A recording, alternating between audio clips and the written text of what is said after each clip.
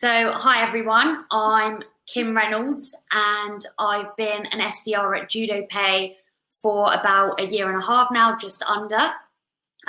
Today I'm going to share some of my cold calling experiences, tips, and what those experiences have taught me. I'm sure that, like many of you, I initially would try and avoid having to cold call at any cost. I really used to dread it, and I would just picture all the scenarios that it could go wrong, or, oh no, someone might ask me a question that I don't know the answer to, or be really angry about the fact that I even called them, or I will just start mumbling over the phone. So one of the key learnings for me for becoming a good SDR has been putting myself out there and trying all methods of outreach in order to really understand where I'm strong, and not just say, oh, I'm best at emails because I've pretty much only tried emails. I think a lot of people are trying to convince themselves, and I did the same, sales has changed and that cold calling is no longer relevant. But, like Charlotte said, that human interaction is really important, and disrupting someone's day is crucial to getting their attention. We say we want to help them and that we think our product could deliver these results. So we definitely shouldn't view it as disrupting them in any way. It did take me a while to realize this though. But I do believe that being able to pick up the phone and have personal conversations has been one of the things that has led me to be a successful SDR at Judopay and be proud of the meetings and the clients that I've secured for the company. So I'm going to share some of the more challenging experiences that I've faced in cold calling scenarios. This isn't to say that this will happen to you, or that cold calling doesn't work, because it definitely does. But I think, especially for any new sales reps listening in, if you prepare yourselves in advance that, rejection is going to happen, it's not so bad. We do all face it. You're going to be able to go into cold calling more prepared and more accepting of this rejection that you will sometimes face. It's also to show that, I'm not, people think, oh, she must be good at cold calling, she must be a natural. Really not the case. It took me a while. I definitely had some challenging experiences, and it took me a lot of practice to get good at cold calling.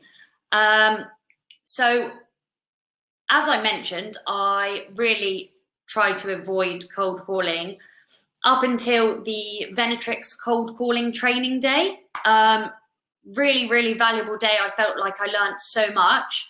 And during the Venetrix cold calling training day, for those who have been, you know how it works. You sit around a table with a bunch of other people, and everyone has to cold call in front of each other. Some people seem super confident, some people seem really scared, but it definitely feels like it's by far the worst for you. But yeah, unavoidable. So I started making some calls, and it went really well with everything they taught me. By the end of the day, I'd booked 2 or 3 meetings just within that day. And being the impatient person that I am, I straight away thought, great, rather than sit in front of a computer and type up an email, this is going to be my go-to method. So just to share some of the more challenging calls I've been on, one of the things that Venetrix teach you is how to get through the gatekeeper, which is really important part of learning how to cold call. And you're meant to sound super assertive, and most of the time it does actually work. And it goes something like this. Hi, this is Kim. I'm calling for Robert. Thank you. great. Up until now, I'd been told that I have to make friends with the gatekeeper, which I'm not going to lie, I don't really want to. My colleagues know I only have a very limited amount of small talk in me anyway. So to discover that this could be avoided, perfect. Anyway, the more it seemed to work, because it is a technique that works, the bitchier I seem to get. I just call people Kim for Robert, thanks. Until one day I went into my little cold calling booth and, hi, this is Kim calling for Stephen, thank you. The gatekeeper then just said, 1 second. Obviously I thought, oh, in again, he's going to go grab the right person, until he came back and started screaming, you snake, I know what you did there. I'm pretty speechless on the other side, like, uh-oh, you got me. But he didn't stop, and he just kept going in on me, screaming, you know, I discussed him, that I'm a sleazy salesperson. Is that how I get my clients, by manipulating them? I wish. Joking. And what I wanted to do at this point was to just, you know, I understand that you're not going to be a client of mine, and I just want to freeze and hang up. But I think it is important to remember here, as sales reps, that we are the faces of our companies, and some people are not going to be receptive of a call, and it's important to maintain a level of professionalism and integrity. So in scenarios like this, I recommend that you just apologize for upsetting someone. You know, I'll take you off the calling list and have a lovely day. Another quick experience I had is, of course, when prospecting, we're taught that we are meant to get through to the right person, the decision maker. You know, we find out background information on them so that we can pretend we have the same hobbies and interests as them, and find out what bloody personality color they are so that we know how to approach them accordingly. But yeah, I forgot to check something crucial, and called up a company, asked to speak to Richard. I'm just making up a name. He said, which Richard? Richard Brown, thanks. Richard isn't here. So I'm like, okay, when will he be? When can I call back? Silence. I'm like, Richard passed away. Oops. So who took his role? No, I'm joking. I obviously did not do that. I didn't ask that question. But yeah, that's happened to me twice now, that I've called prospects that have passed away. Obviously, these are relatively extreme examples, and most of the time rejections sound more along the lines of, this isn't something we're interested in, thank you. So it's really not that bad. But naturally, you will have a fear of calling after experiencing things like these. And something that I was taught and able to apply is to detach yourself emotionally. And as funny as these stories may be, before experiencing them, the thought of going through anything remotely similar seemed super, super scary for some reason. And from my own previous unique experience, and I do understand that this isn't necessarily, you know, relatable. I spent 3 years in the Israeli army as the equivalent of a drill sergeant. So I'd be training new recruits, and I still go back for a month every year. So I just spent all of August back in the army.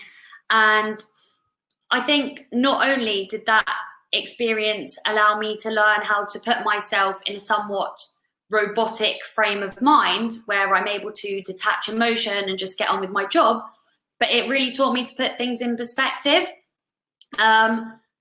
So without going into too much detail, I was responsible for 18-year-old recruits whose parents are expecting them back at some point in one piece, and circumstances aren't always safe.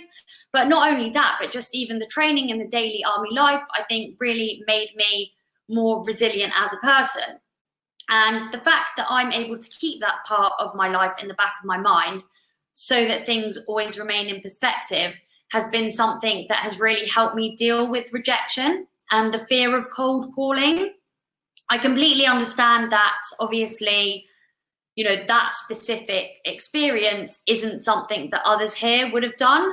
But, you know, that's my unique experience. And I think everyone here will have theirs. You know, and if we think back to our own personal experiences, whether that's being part of a competitive sports team, you know, doing your dissertation, learning a hard new job, a language, all these like challenging experiences that we've all been through that have led us to become resilient enough to understand that we're suitable for sales roles.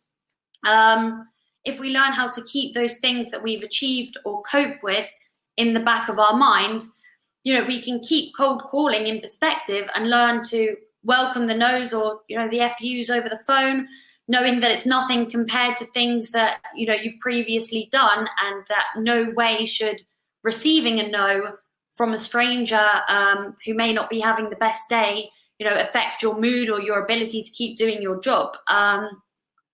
So my advice would be, care about what you do, be emotionally invested in the positives. When you achieve something, be happy, scream about it. But when someone turns you down, gives you a no, hangs up, you lose a deal you've been working on, think back to something that puts that in perspective for you and think, okay, well, I've dealt with that, so next. So due to this initial fear of cold calling, the way I structure my calling sessions may be slightly different. So I know a lot of people put an hour aside a day, say, great, I'm going to spend an hour cold calling. I know personally, if I was to do this, I'd really be taking my time between calls and just take it slow, so I have to call the least amount possible. What I do is I decide on a number of meetings between, you know, 1 and 3, depending on my mood or how busy my day is, and decide that I cannot stop calling until I hit that number. I could be lucky enough and be done within 15 minutes, or I could be stuck calling for the next 3 hours. But it's a results-focused approach that really works for me. Obviously, we will have different roles and different targets, so keep that kind of number relevant to you.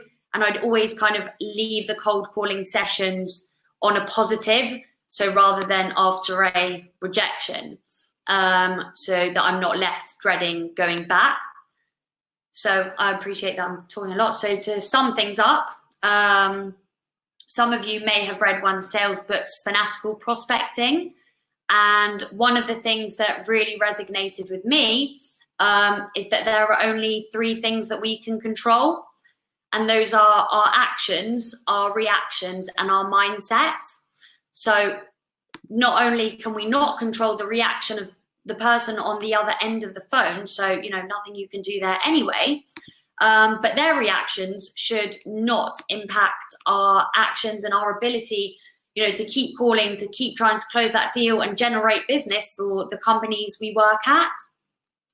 It may sound easier said than done, but I do think that it's our choice what mindset we put ourselves in and how we choose to react to that no that we get over the phone. So if you choose to call it a day, leave the phone booth, you're probably going to end up picking up the phone ever again. But if you choose to kind of take it on the chin as another no that, you know, realistically, we know we're statistically meant to get at some point anyway. So it's just, you know, that one no moving us one step closer to that eventual yes. Yeah, apologies. I think I've gone slightly over time. So just my 3 kind of takeaways would be, you know, as the faces of our companies, stay professional. My second point would be keep things in perspective. Try to emotionally detach yourselves from the rejections. And 3, you know, we can only control our actions, reactions, and mindset. So no point dwelling over things that are out of our control.